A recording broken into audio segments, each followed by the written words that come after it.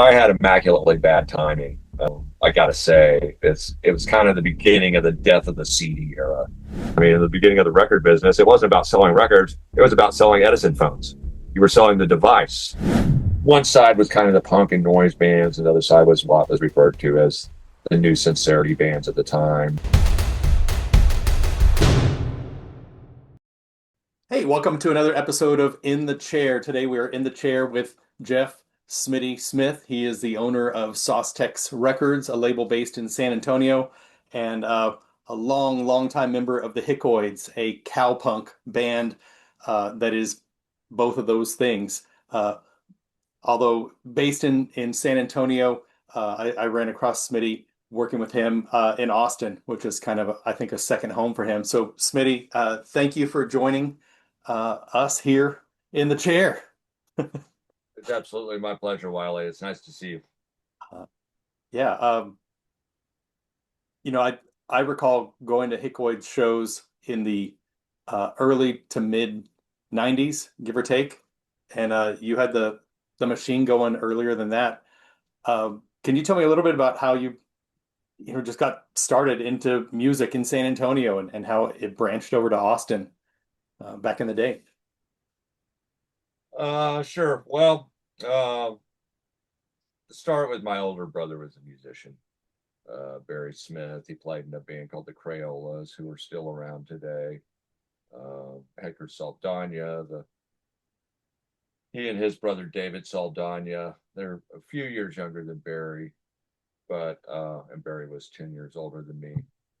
Um, and Barry returned home from working offshore in New Orleans, and he had played in the show at the show bar in New Orleans, which is the bar that's in King Creole, the Elvis movie.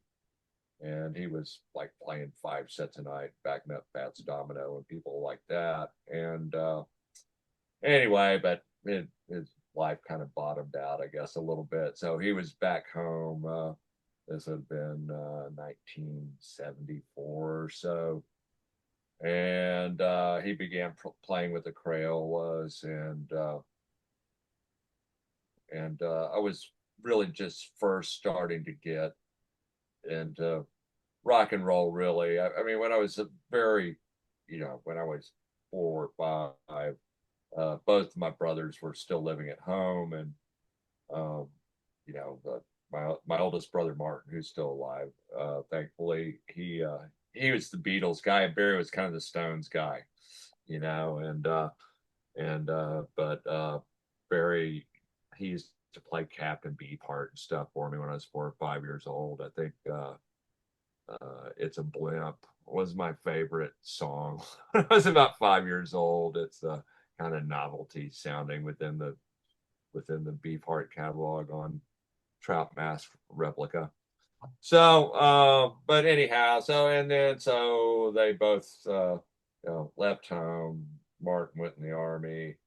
Barry went off to play rock and roll and work offshore and chase girls. And um, I was kind of left as sort of the only child at home, and kind of left to my own devices as far as what discovering music, what I liked. And so I began to go to the record store, and I'd pick up mostly stuff out of the cutout bin, really. And in that era, for $1.99, I could get some great oldies records. I really loved the Coasters and Chuck Berry and Fats Domino. And then but was also, and see, that's what I didn't want to happen Oh, it's live. right there. But anyway, but so and so I began to expand my palette a little bit more, and also listening to the radio. But I think the first two records I actually bought for myself was I bought a copy of uh, the soundtrack for Deliverance and Lou Reed Live, and so that kind of set the tone for what would come afterwards. in some odd way. And but it was a good time to be able to pick up stuff in the bargain bin when record companies still shipped a whole pallet of new albums to an individual record store. Can you imagine that, shipping 600 copies of just whoever to a record store? And of course, a lot of those didn't sell, and and they didn't return them, and so was able to discover the MC5 and some people like that, and the Flaming Groovies I first got probably when I was 13 or 14 years old. And then so I began to visit the record store with my brother, who was, very interested in the music business and studied it a lot. And we started going to the indie shop at the other mall, where they carried the New Music Express and Melody Maker. And we started reading about the Sex Pistols. And almost immediately, Johnny Rotten became my hero. And I'd never heard any of his music, but the English music press was so hungry. I think at that time they had at least two, maybe three weeklies. Um, to and things happened fast. I mean, and they always had to have a new story. So the more sensational that whatever the band was doing, the better for the press. So and that gave the Sex Pistols a leg up. And so, every week it was following them and finding out what they'd done most recently, because it would be 2-3 months before you'd see it in Cream or Circus magazine, right? If it even made it to there. And so I started my first little band when I was, I think, 15, maybe 14. And we were called the Dwarves, not to be confused with the San Francisco Dwarves. But we played most all Ramones and Sex Pistols covers, and maybe like My Generation, and then we had a real musician in the band, and he blackmailed us. We had to play, I think, Purple Haze and Day Tripper. So so that ran its course, and when I was 16 or 17, I found some guys to play with in San Antonio. And so the other part of the backstory of this is that the Sex Pistols, my heroes, came and played in San Antonio. I bought myself and my brother each a $3.50 ticket to the show at Randy's Rodeo, very infamous show. And with the agreement my brother was going to take me, and he disappeared the day of the show and took some girl he dated for about 2 weeks. And, I was kind of heartbroken in the moment, but I think the fact that they broke up a week later was, it was kind of, well, that's the way it goes, and I kind of wasn't, I kind of was looking at it as such a temporary sort of thing. I didn't really view it as the once in a lifetime opportunity that it was, although I never really let my brother know that I wasn't that mad at him. No, that's For at least about 30 years. But great grudge holding fuel right there. It just yeah. And so then I began to play some original music and so the Sex Pistols played in San Antonio, and so the great thing was they played in San Antonio. The bad thing was that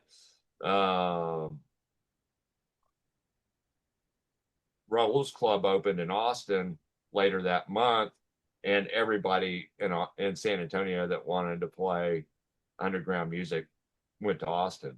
So, um, so I found some guys that were all about, at least five, and a couple of them 10 or 12 years older than me. And so that would begin my trend of being the leader of older men who could play much better than myself and had much more experience, but they're like, well, he's the kid, he's got, he knows how to get some people out to see us. So, but anyway, so I had a band called the Smart Dads, and we did one little thing, and it was kind of a suburban punk rock thing, and which is kind of an oxymoron, but that was we made like a cassette, and which ended up being reissued about 30 years later by Radio Raheem Records, a hardcore label out of New York. And then I had a porno punk band called the Bang Gang that started in San Antonio, and we made one EP and toured the East Coast in a stolen van, and opened for the Bad Brains at CBGB's, and it was all over in about 10 months. And so towards the end of that, I met a guy in Austin named Jukebox. I had started to go to college in Austin, and pretending to go to college, and so Jukebox and I would we he peddled psilocybin, and so we would do that 3 or 4 times a week and get loaded together. And he told me he wanted to play in a band with me, and I didn't even realize he could play the guitar. And then one day he pulls out this little Jaguar, and he played like nobody I'd ever seen or knew. It was kind of if for the uninitiated, maybe if Junior Brown played a very low end, Fender 6 string guitar or something like that, the psychedelic country and rock kind of all at the same time. And so we started writing songs, and played our first show in March 1984. The Hickoids, that is. When you talked about, I mean, just reading about the Sex Pistols weekly, and yeah, I mean, it's almost how much was it intentional or not to be so controversial that you would get covered weekly? Like it's an ingenious marketing plan, but it's also just what Johnny Rotten did, just be interesting enough to cover. Um, it makes me think about your bands in the following years. I mean, you've never just gotten up on a stage and played music. Like, here's our 10 songs that we're going to play tonight. Thank you very much. Good night. There's always Coming out of San Antonio, you had to you really, to play underground music in that era in the early '80s. You had to, it was the country. You had to make your own fun, even though it was a big city. You had to you had to be good at more than one aspect of it. Just playing was never going to get it, and and arguably,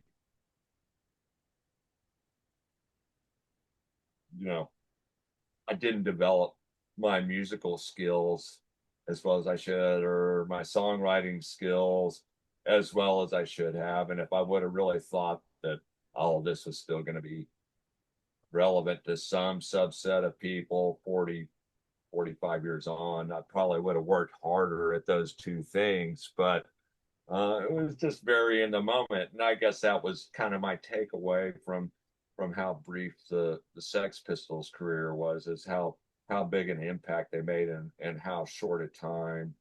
And and I was watching the FX series Pistol, that was based on Steve Jones' retelling of the Sex Pistols story. And I'm sure the screenwriters got a hold of it and took it a little bit further, to and encourage him to play up the love interest or whatever. But the Sex Pistols is a very interesting story. I mean, I previous to seeing that, I've always maintained that,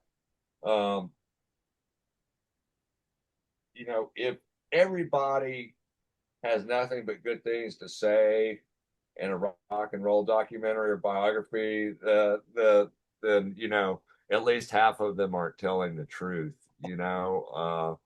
Because there's always winners and losers, and there's people who feel shorted, and there's people who definitely get cheated, and there's people who get pushed out, and there's people who just fuck up, and that's part of it. It's an ego-driven business, and it's an ego-driven pursuit. Um, and you know, we can, as musicians, we can maintain, uh, I don't know if it's necessarily a false humility, but we can try and maintain an air of humility. But if you don't have some ego about you, you wouldn't be doing it in the first place. At least the part of getting up on stage, you'd be satisfied with sitting at home playing your guitar for yourself or your cats or whatever. And some people like to do that, and that's great. Um, so I guess the point, long-winded point I'm trying to make here is that, so for me, the challenge, you know, in playing in those early bands was not only finding venues where you could play, it's finding venues where you could play a second time, getting people to those venues, getting people to pay to go into those venues, and if you accomplish the second part of those two goals, uh, you were doing something right, you know. So, and it didn't really necessarily have a whole lot to do with the musical quality because, um, the expression selling ice cubes to Eskimos. Well, you know, in San Antonio at the time, I was trying to sell people a product they most definitely did not want. So, you know, and and uh, uh, and somehow, it ended up succeeding, to a degree after a couple of years, and so I've always tried to carry that on, and I've had my own ups and downs with alcohol and drugs and every other damn thing, and but it doesn't mean anything if there's nobody there, and that's Yeah. No, you've got to find something that attracts people. Well, otherwise, what are you doing? Um, when you landed with Jukebox on the concept of the Hickoids, and for people who haven't seen it, it's I guess maybe self-dubbed or maybe some writer dubbed cowpunk. It's half redneck hillbilly and half punk. Was that a conscious decision of here's a niche, we're in Texas, it's a little bit of this, a little bit of that, or did you just sit down and write songs and that's the sound that happened? um it was a kind of a conscious decision. I think at that point in time, hardcore had really crept into punk rock to the point where it became kind of this sexless thing, and was not, I don't know, it just had a kind of dissatisfying element. I wanted to play to women and men, you know, and not just sweaty boys, and and so it was seemed like and you're beginning to see a lot of the kind of mashup styles, and really, kind of more American post punk at that point. Bands like Scratch Acid and the Butthole Surfers, and and there were some great hardcore bands around, but um, you know, Austin's Offenders being a prime example, and definitely the Big Boys, who are kind of a hybrid funk punk band, and the Dicks, of course, probably the greatest uh, Texas punk export. Uh, very politically charged. But that all kind of ran its course. That started in the Raoul's era, the club I mentioned that opened when uh, right after the Sex Pistols played, and continued on, for in the, I want to say 81, 82, and then that both the Big Boys and the Dicks kind of started to splinter, in the next couple of years. And it was time for the next wave, you know, and we were part of that next wave.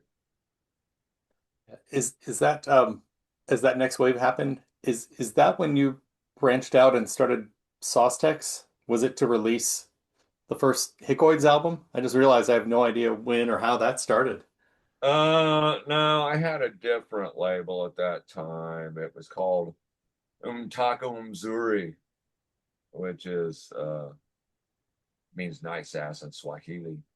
Uh, it's, it's kind of goofy stuff, as I, you know, as I'm known for being kind of a goofy dude sometimes. But and I put out that Bang Gang record and did a couple of compilations, did uh the Metal Moo Cow, which was first vinyl appearance of Scratch Acid, first vinyl appearance of Fearless Iranians from Hell, back when they still had an Iranian singer even. And and you know, the Hickoids as well.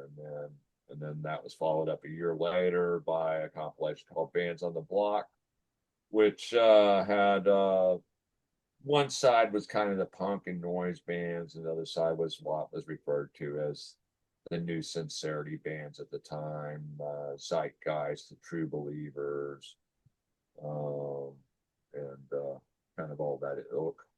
And I put out a few more singles, and the Hickoids debut album were in it for the corn. The first issue was on Taku Missouri, and then that was picked up by Toxic Shock Records out in Tucson, or they were based out of Pomona at the time, and they worked with Skin Yard and Sloppy Seconds, Raw Power from Italy, a band from Boston called Hullabaloo, and very geographically and musically diverse label. Zero Boys out of Indianapolis. Um, anyhow, so I would do a few more singles with that label, but um, you know, I was practically homeless, touring. You know, stuff was going in storage space, living with girls. I mean, I think I counted all the addresses I had in Austin at one point in time, and this is having lived a couple of places at least 3 years over the course. I mean, I probably had one address for, you know, three addresses that came to a total of about 8 years. I had in the mid 30s of addresses in Austin, you know, and you know, I was scraping by, you know. Anyhow, but and I had another. I co-owned a label with Mike Alvarez, who lives out in Los Angeles now, and we used to put on the Woodstock Festival together in the mid '90s out at the Hurlbutt Ranch out in Dripping Springs, and later at Camp Ben McCullough, and that was kind of Michael Corcoran, you know, noted Austin music journalist who passed away last year, was he claims that's where he saw the birth of grunge. But we put out a double album live set of that called Woodstock '85, but didn't actually come out until 1986. But that featured first vinyl recording Daniel Johnston, and I don't know, 20 something acts on that, and so then I had another record label in the '90s that just did only did about 4 releases, and again, I was struggling with drugs, and you know, and my attention wasn't all there, but did a record called Only Bowie, on, and the label's called Only Boy. But and it was a, a punk tribute to record to David Bowie, and a couple of Gay Sportscaster singles and one Evan Johns live record.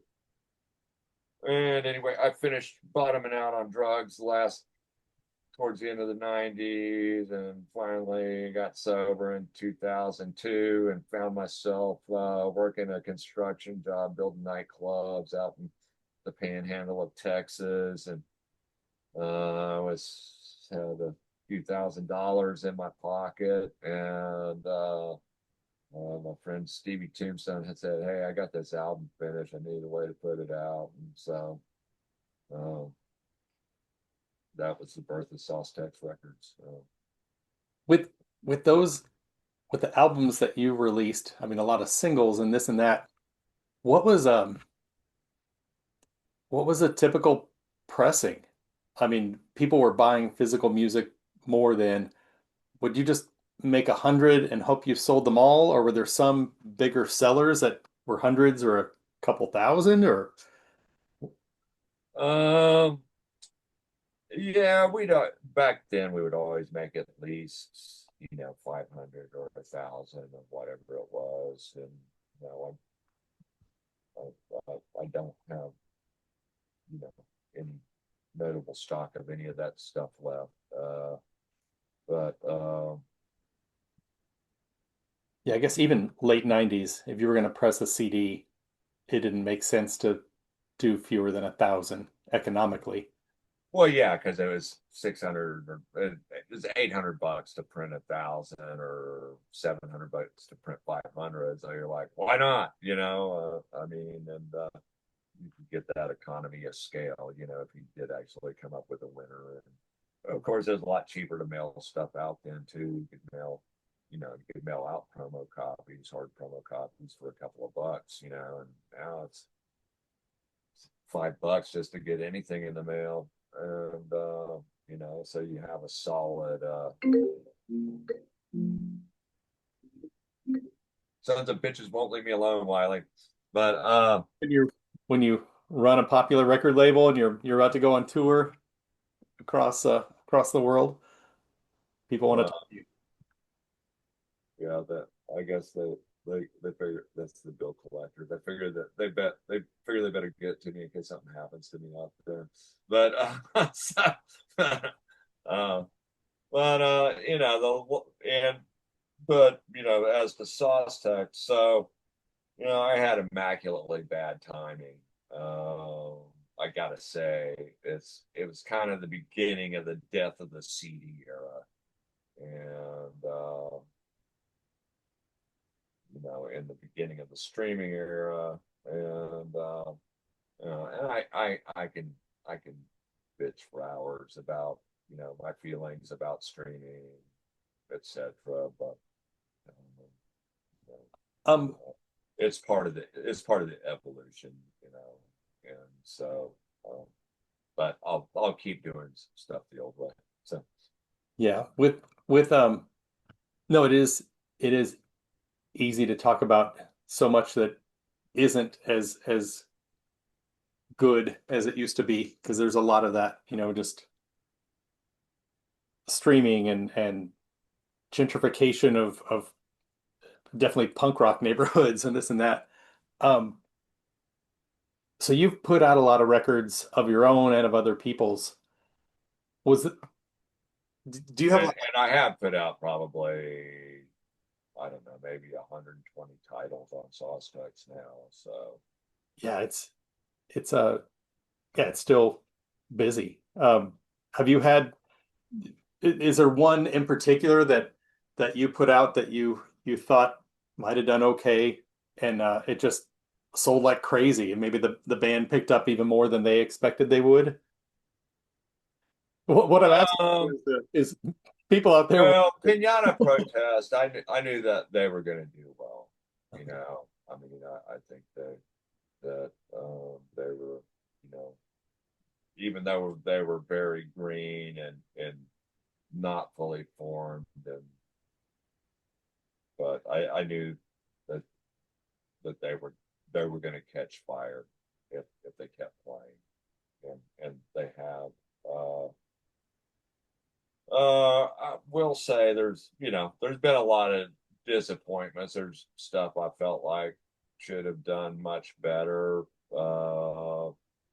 And I could visit what the reasons, in each case are for some of those things. But the bottom line is that if to sell physical product, you got to be out there for 100 plus days a year, playing.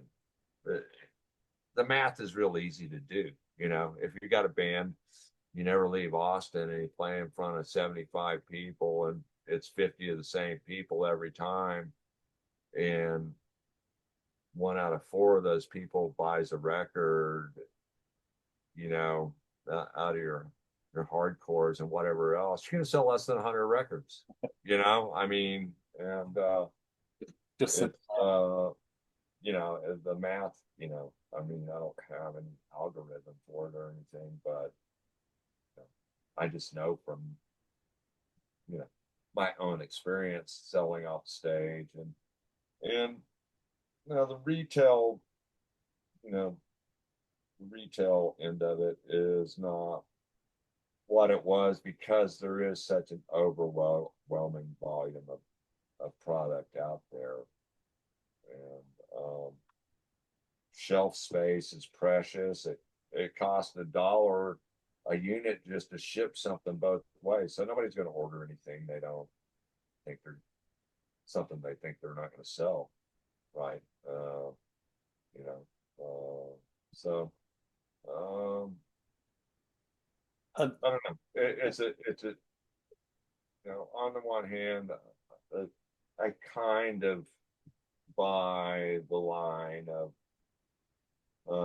Spotify and streaming being a democratizing factor, um, but I also think that the unstated intention is to totally remove the power from the artist again.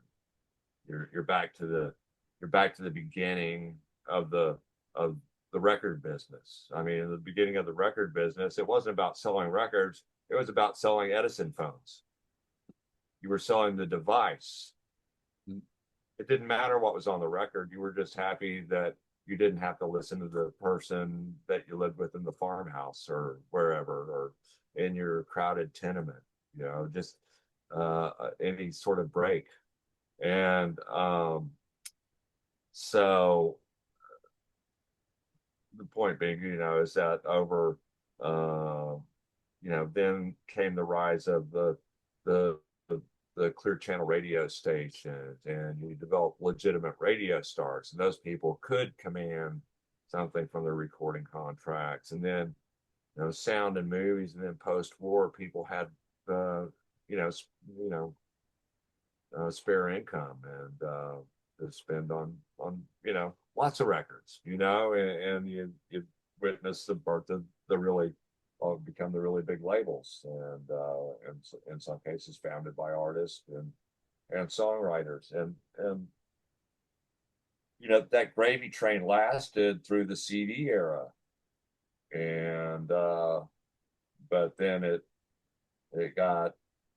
rolled up real quick when the CD era went away, and streaming became the predominant method of consumption. And but now you see things like Spotify pushing out AI boy bands, and which I think is a fairly disgusting development. For a business that's uh, already predicated on paying the artist as little as possible, and a pittance, if you will, and so I think that it's it's just it's it's not so much a democratizing factor so much as a case where you create so much competition within the recording industry that no one can create any meaningful cash flow. I mean, even for a very modest operation, and they're forced to accede to the wishes. So, of the evil power brokers. But and so, but the real point is that it's gone back to the birth of the recording industry, and the platform, which was once the device, is now more primary than the artist. Yeah, yeah. Do you see, because I mean you work with a lot of bands who are playing regionally and touring, and you're in a band that plays regionally and tours. Is is the primary source of income today the physical copies of albums you sell at shows? Because I mean it's not Spotify streaming, or is it ticket sales, or you just hope for merch, music, and ticket sales to kind of combine to keep a band on the road? Yeah, it's a combination of the merch and and art copies of music and whatever performance fees are. Um, but and in that, I mean, it really is. If you look at streaming in that way, it's really not a democratizing factor because it's made the economics such that the only people really playing rock and roll are the ones who can afford to. Yeah. Yeah. No, it's interesting when you talk about AI bands. It used to be like I still get a lot of music sent to me for reviewing, and it used to be, you hear kind of a low quality sound, you're like, well, there's a garage band that did their best. And then a high quality sound, it's like, these guys put a lot of money into this record. But now when I hear something just really high quality and clean and well produced, I'm wondering, like, is this band real? Like, how do I know if this band is even real humans? Right.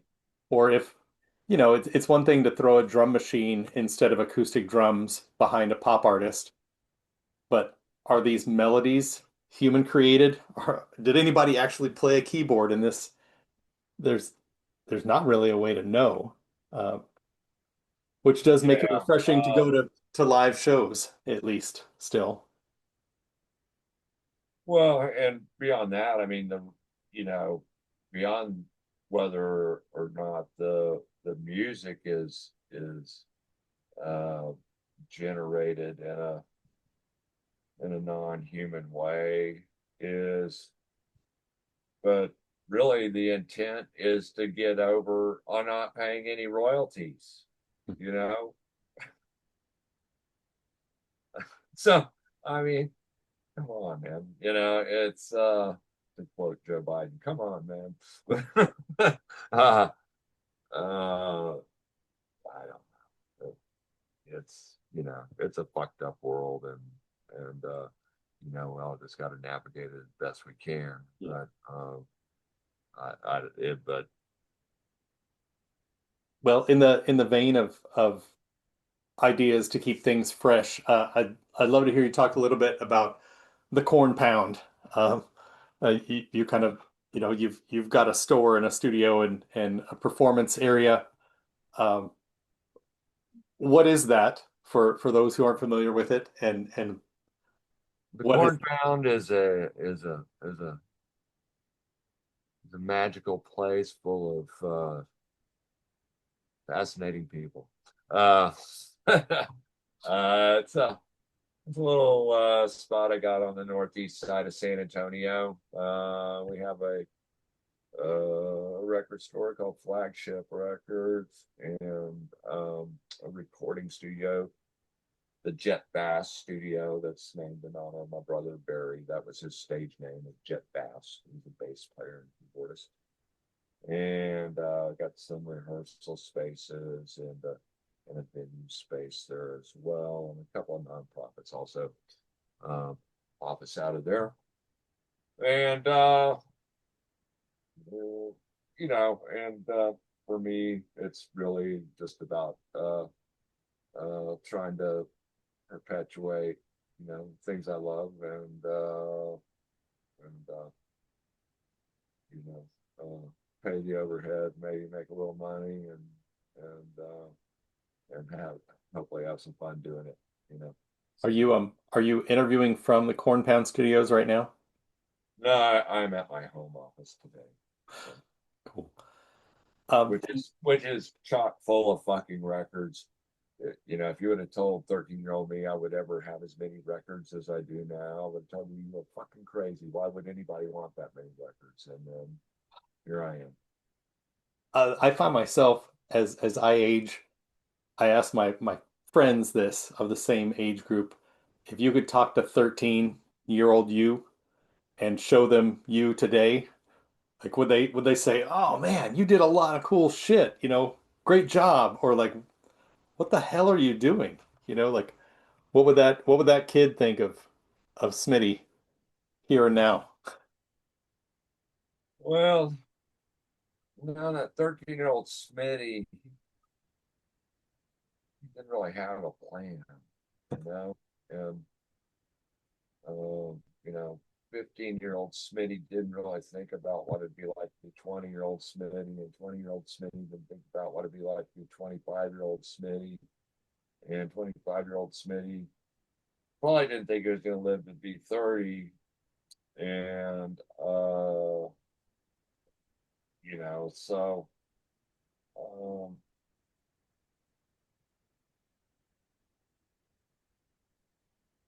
I don't think this Smitty can be, you know, that Smitty might be disappointed in this Smitty, but this Smitty can't be disappointed in that Smitty because you know, I had the luxury of being able to do mostly one on one for most of my life. I'm not saying I always had it real easy, but certainly not as hard as some, and you know, and you know, and I found my way out of the drugs and alcohol, and I don't know if what I'm doing now amounts to giving back, uh, but but I feel like at least I'm contributing and I'm not hurting. I mean, you Yep. know, uh, you know, there's enough dumb bullshit in the world already, and so I think that the records that I put out are they they have a reason to be out there. I think it's important to still make physical product, even in very limited amounts as we do now, and um, and I just want to see perhaps rock and roll played by human beings continue for another generation or two, and Yeah, I think more and more we're having the AI conversations of different roles and different, are people going to want to listen to music created by humans in 20 years or 10 years? And we don't know that for sure. But uh, to try and end on a little bit of an up note, uh, you're about to go on tour. that's good because I was just reaching for a razor blade. Yeah, But yeah. It's like, God, music is depressing. All right, goodbye. Uh, you're going on tour. You're packing bags, you're loading equipment, right? Is yeah, that correct? Uh, yeah. where are you headed out? What are you doing? Well, this is Hickoids. It's called the Sasquatch Stroll Tour. It's kind of anchored around. We're playing the Bigfoot Stomp, sort of a garage punk festival up in Seattle, and and the Sasquatch is real close kin to the Bigfoot and the Yeti, and anyway, so we're going out. We're playing Santa Fe, Phoenix. doing a few shows around Los Angeles area, a couple of Bay Area shows, uh, Portland, Astoria, Oregon, I was Seattle, Yakima, a couple shows in Montana, Denver, and head on home. So I was 14 nights in a row. The of, of yeah. Wow. Those are for anybody watching this not in the United States who doesn't understand the geography, the direction he's going is where the Oregon Trail happened and people died of dysentery. There are not cities every 30 miles where these gigs are happening. Do you know your longest single day of travel? Do you have an itinerary yet? Yeah. I mean, the we're actually breaking up the drive to the first show in 2 days to just kind of get our sea legs going, and then we're going to drive straight home from Denver. So, So luckily we're from Texas, and long drive not that big a deal. I was just wondering, like, is the longest stretch of road going to be from here to El Paso to get out of Texas? But no, that Denver to Austin trip is 16 hours, give or take. Yeah, I haven't done. I, I've never really done that drive, but it's something like that. It's enough. Yeah. No, that's great. Well, Smitty, thanks for taking the time to visit. For those of you watching, check out the Hickoids. Check out Saustex Records.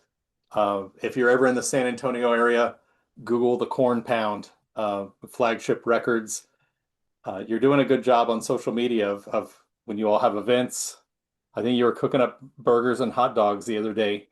Uh, just Oh yeah, that was a misguided Fourth of July promotion. It was the first annual flagship Fourth of July freak on.